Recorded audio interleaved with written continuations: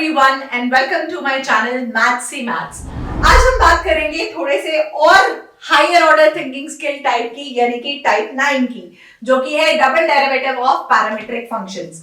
Again parametric functions होता क्या है, ये मैं आपको पिछली वीडियोस में समझा चुकी हूँ। अगर x एंड y की value in terms of third variable given है तो उसे पैरामीट्रिक कहते हैं।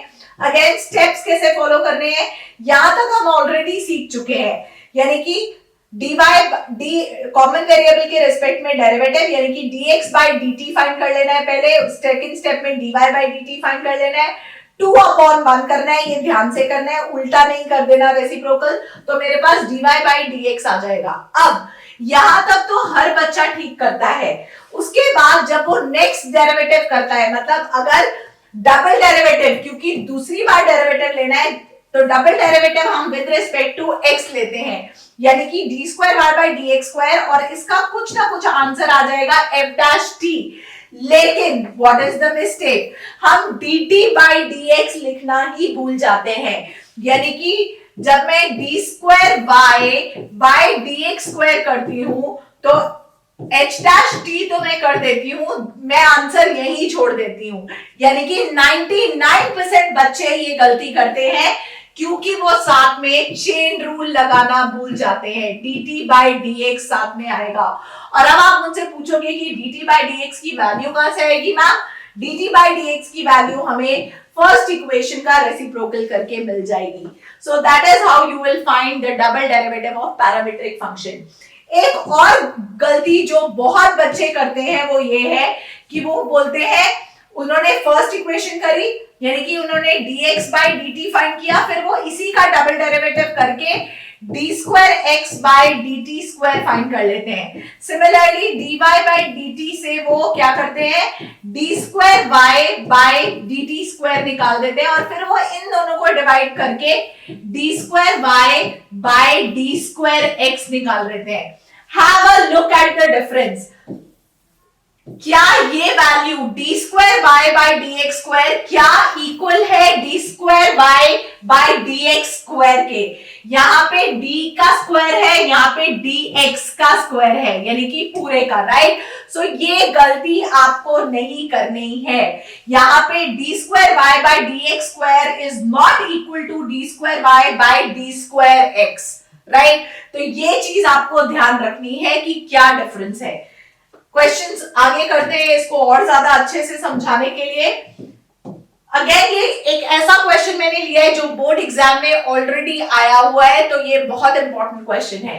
पैरामीट्रिक आपको दिख ही रहा है, डिफरेंशिएशन कर देते हैं किसके रिस्पेक्ट में, with respect to the third variable यानी कि थीटा।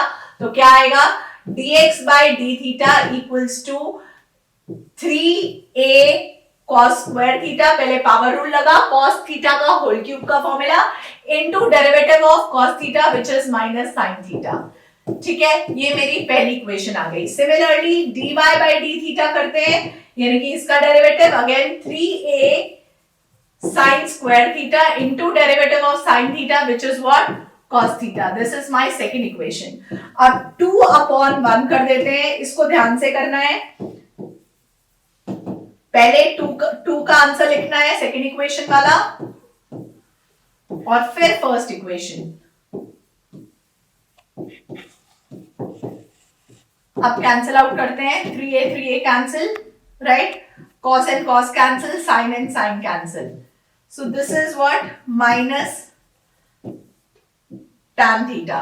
अब यहां पे गलती होती है जब हम इसे डिफरेंशिएट अगेन, क्योंकि डबल डेरिवेटिव फाइंड करना है, विद रिस्पेक्ट टू x करते हैं तो बच्चे क्या करते हैं, वो करते हैं d square y by d x square equals to what, derivative of tan theta which is what, sec square theta, और वो यही छोड़ देते हैं। यहां गलती नहीं, हमने डिफरेंशिएशन किसके रिस्पेक्ट में किया था बच्चों, x के रिस्पेक्ट में, तो into chain rule d theta by dx भी आएगा, और d थीटा बाई dx की वैल्यू मुझे कहां से मिलेगी, फर्स्ट का रेसिप्रोकल करके, यानी कि this is minus 3a cos square theta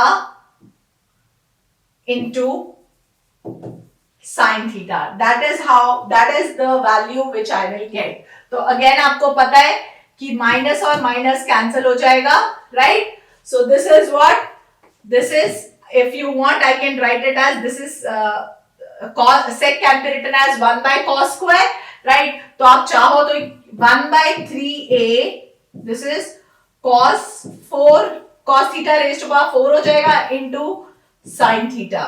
आप थीटा की वैल्यू उन्होंने क्या गिवन है? They have given the value of theta as pi by 4 pi by 6. Put कर दीजिए 1 by 3a cos pi by 6 का raise to power 4 into sine pi by 6. Pi by 6 मतलब 30 degrees, right children? So don't forget cos 30. Let me write the answer.